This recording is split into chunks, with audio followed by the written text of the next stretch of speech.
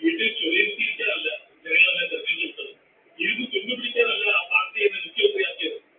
എന്ത് കാരണം കൊണ്ടും ആയിക്കോട്ടെ, പ്രവർത്തിക്കാൻ കഴിയില്ലെങ്കിൽ ഈ പണി പ്രവർത്തിച്ചിട്ട് കാര്യമില്ല. അപ്പം നിർത്തിക്കണം. പാർട്ടി വേറെ ആളെ കടത്തിക്കൊള്ളു.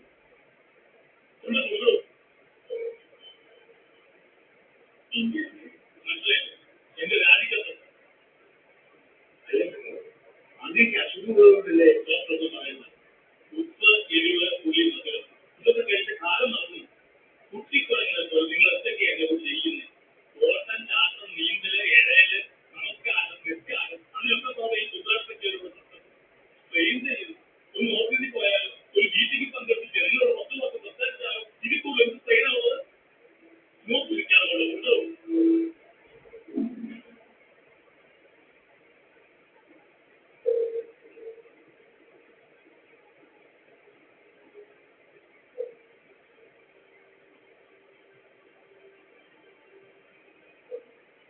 ഇനിയും പറ്റുന്നില്ലാതെ ഉള്ള കാര്യം അദ്ദേഹത്തോട് പറയേണ്ടത് നിങ്ങളുടെ സീരിയസ് രാജിക്കത്ത് പിൻവലിക്കുമെന്ന് എനിക്ക് തോന്നുന്നു.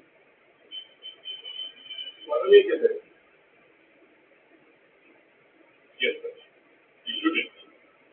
മറ്റുള്ളവർക്കും നിലപാട്. പക്ഷേ ഞാൻ പൂർണ്ണമായിട്ടും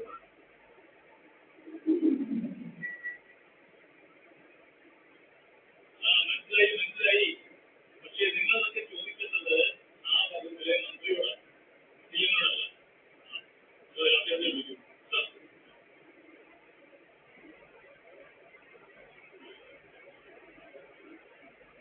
എന്നാ എല്ലാവരും ഒരുമിച്ച്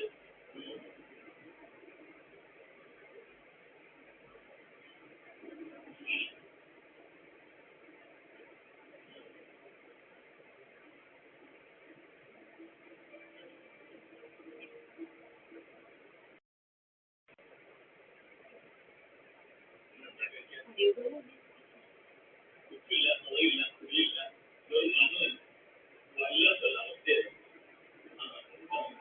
നമുക്ക് സ്വകാര്യം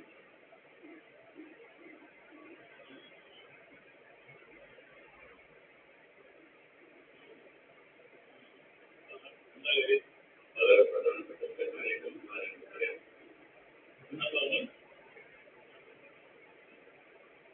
എന്നാൽ ഞാൻ പറയാം. ജൂൺ 11-ാം തീയതി അറ്റാക്ക് വന്ന് ഞാൻ ഹോസ്പിറ്റലിലായതുകൊണ്ട് ആ ഇതുവരെയുള്ളതെല്ലാം എനിക്കറിയാം. വിഷവും